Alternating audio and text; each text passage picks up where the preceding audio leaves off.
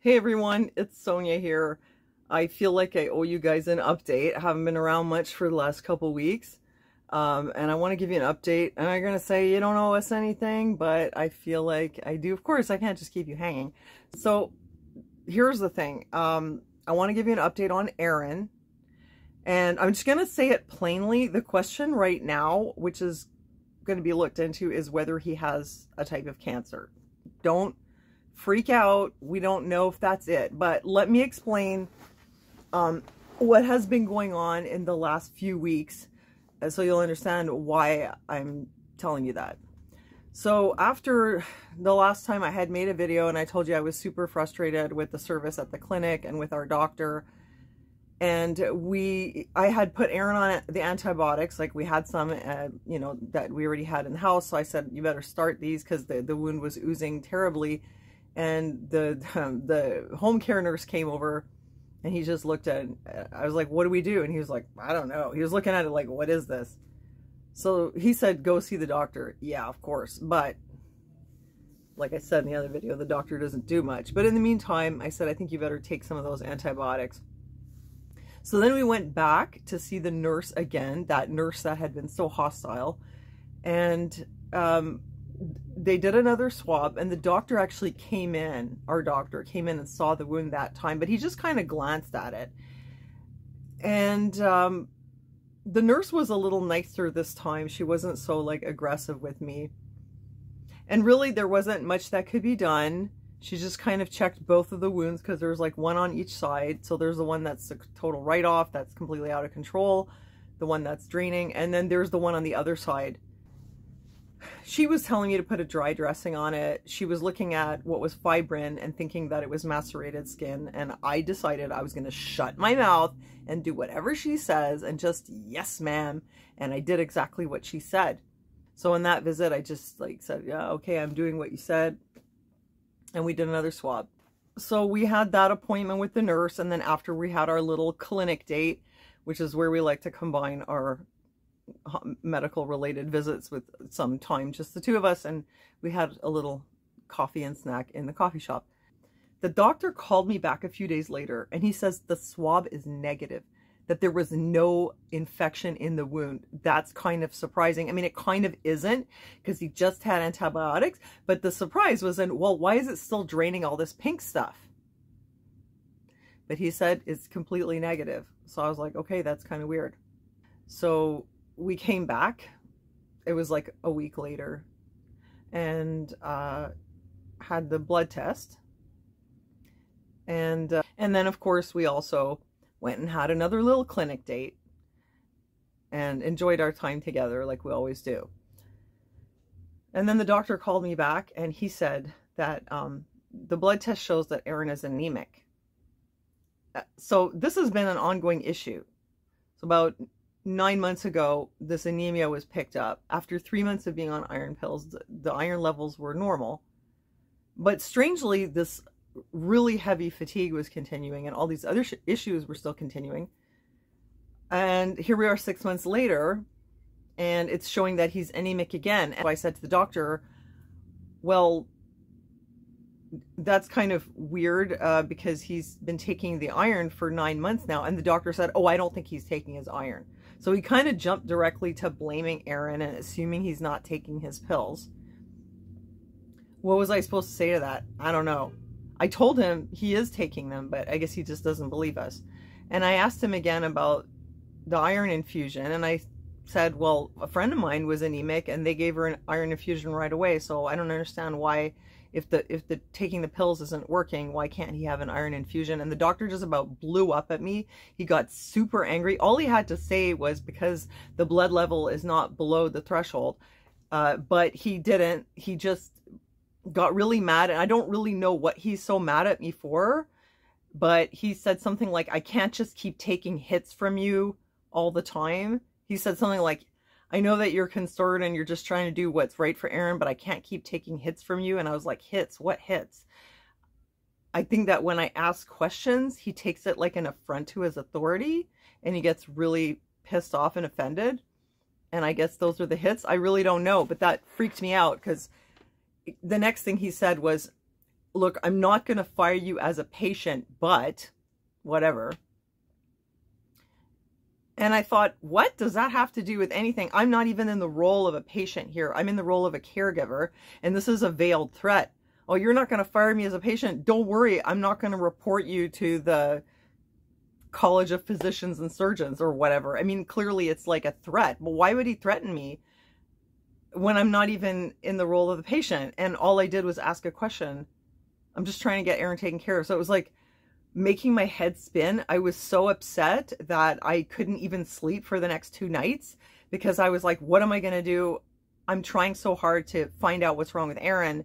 And the doctor is really dragging his ass. And every time I like say, well, maybe there's something stuck in there, they kind of treat me like I'm pushy. And if I ask, well, if the iron's not working, can you have an infusion? The doctor like blows up at me and says that Arron must not be taking his pills. So I'm really like, I don't know what to do, you know?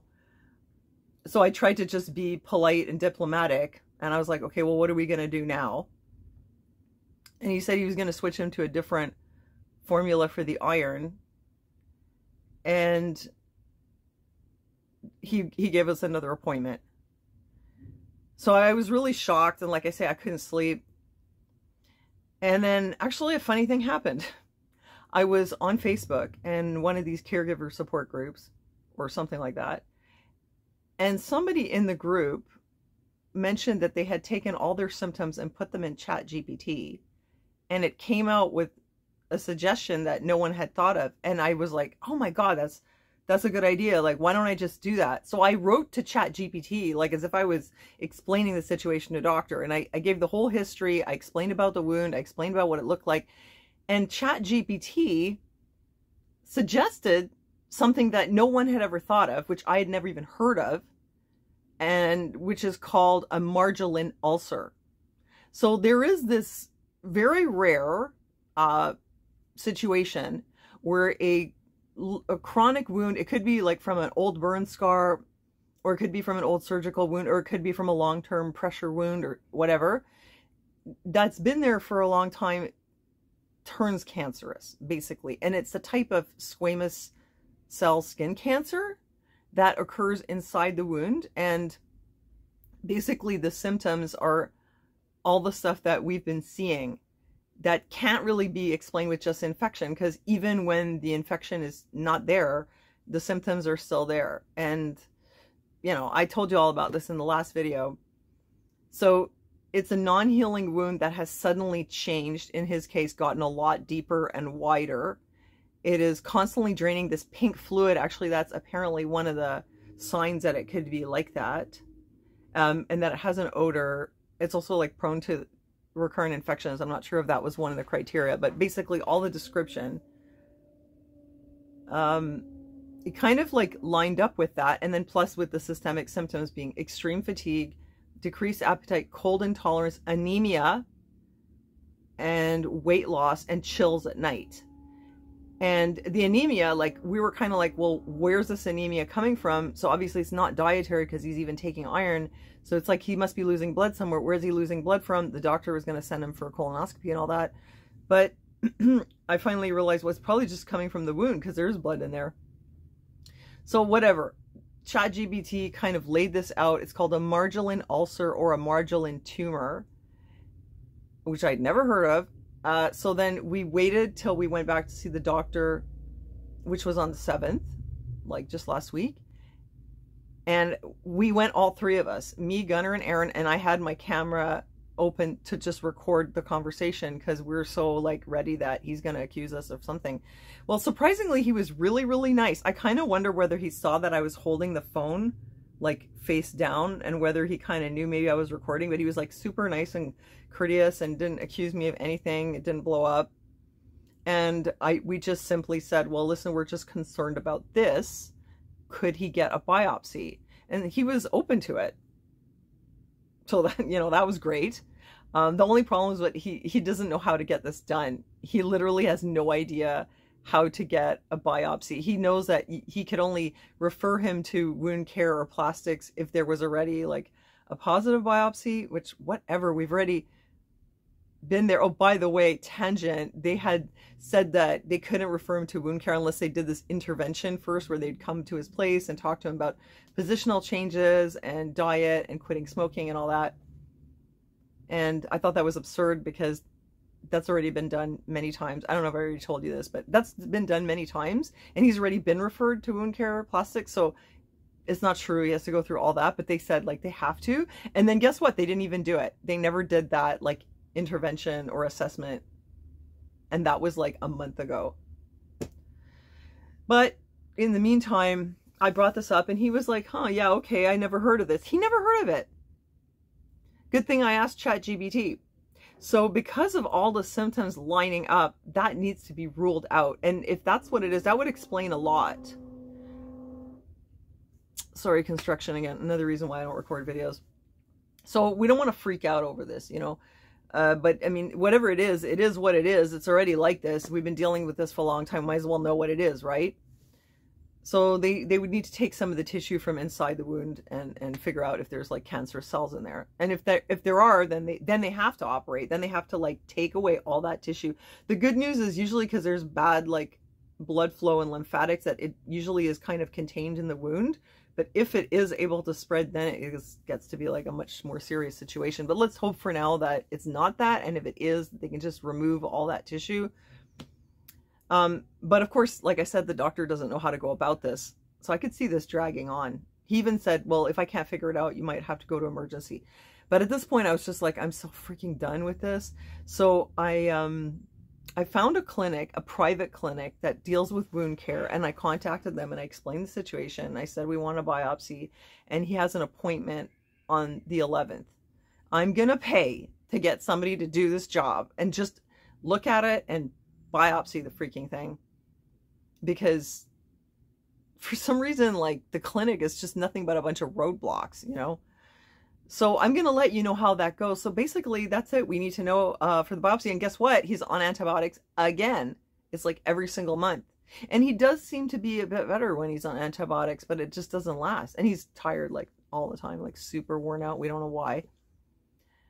Maybe it's his sleep. Maybe it's something else. We really just don't know. So this is what we're pursuing right now. I feel like we did make some headway. And going to a private clinic is probably going to be a good thing. Let's hope that that's helpful.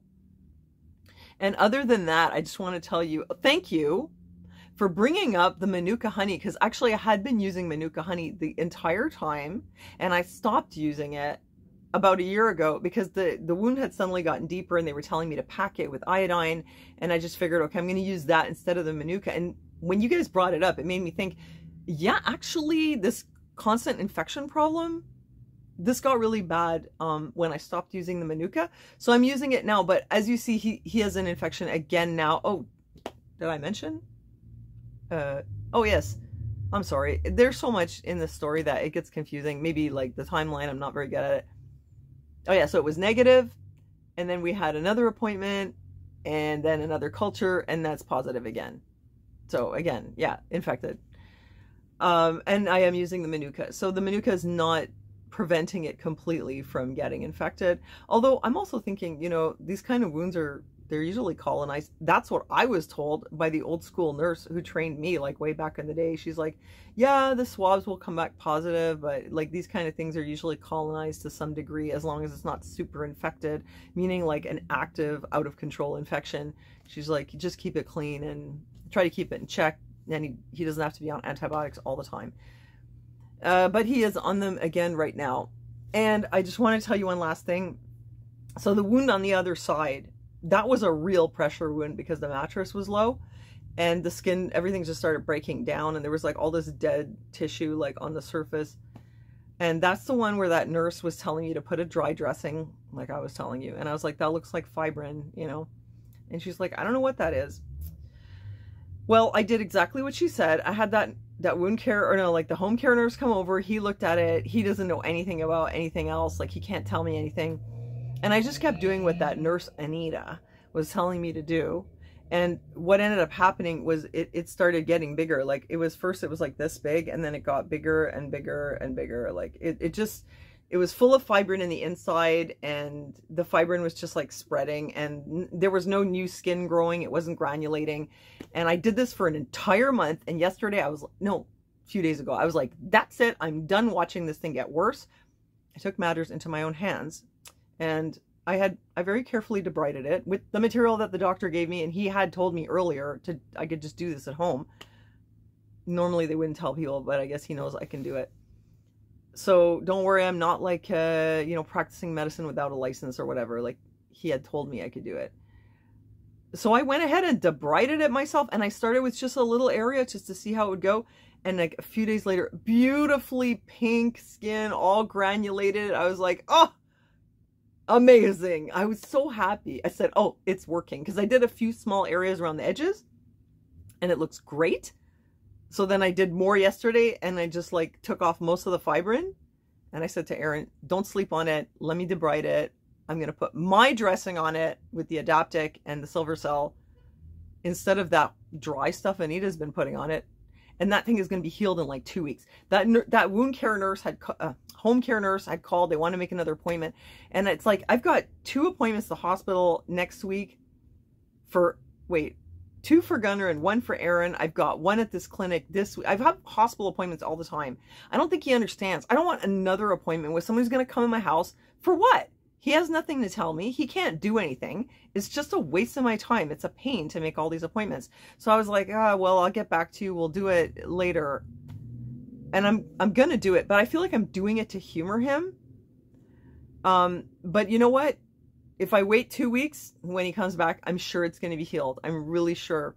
So that's the good news, is that the left side is healing, and the right side, we're going to look for a biopsy, or we're getting a second opinion on the private side. And yeah, when some people like were giving me like some comments about do this or do that, I think that if you could see the wound, you'd be like, oh, and then you wouldn't say those things. Because I can't show you the pictures here, but if you saw what it looks like, you would know why some of those things you're telling me they totally don't apply. So I appreciate your caring, but most of the suggestions I'm not able to implement. But the Manuka, I have gone back to that, and I think that was pretty much the only one, that and going to the private side. And that's it. I hope you guys are all doing well. And if I post this now, I'll take the opportunity to tell you right now, I'm going to do another whatnot shit show at 9:30 with my home goods, and maybe you guys can drop in. And if not, it's always 9:30 Thursdays and Sundays on Whatnot. I'll leave you the link if I have my shit together and I can remember to do that. And that's it. Thank you for watching, and I'll see you next time.